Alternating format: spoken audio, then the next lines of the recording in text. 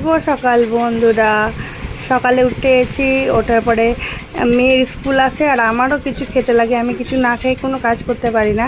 তার জন্য প্রথমে মেয়ের পরোটাটা বানিয়ে নিলাম। এখানে আছে ওটস, দুটো ডিম, কিছু পেঁয়াজ কুচি আর লঙ্কা কুচি দিয়ে মেয়ের দুটো ডিম দিয়ে বানিয়ে দিলাম। প্রথমে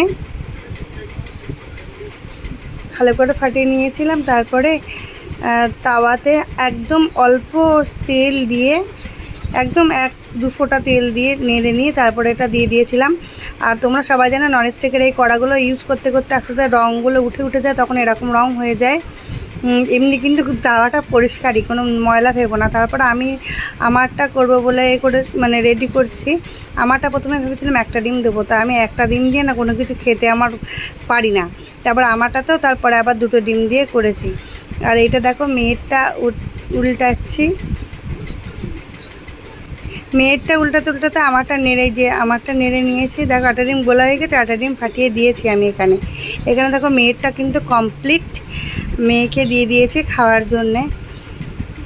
আর আমারটা এই যেহেতু আমারটা একটু সাইজে বড়, ওটসের পরিমাণটা বেশি ছিল, এবার একটা পুরো নাড়ানো যাচ্ছিলো না, ওই জন্য আমি পিৎজা কাটার দিয়ে ওটাকে কেটে নিয়েছিলাম। কেটে নেওয়ার পরে উল্টে দিয়ে ভেজে নিচ্ছি ভালো করে। যেহেতু বাবা ওটসের কিছু খাবে না, তার জন্য বাবা বললো বাবাকে পান্তা দিতে, তাই বাবাকে পান্তা আর ডিম ভেজে দিয়েছি। আর আমি আর মেয়ে কিন্তু ওটসের এই পরোটাটা খেয়েছি।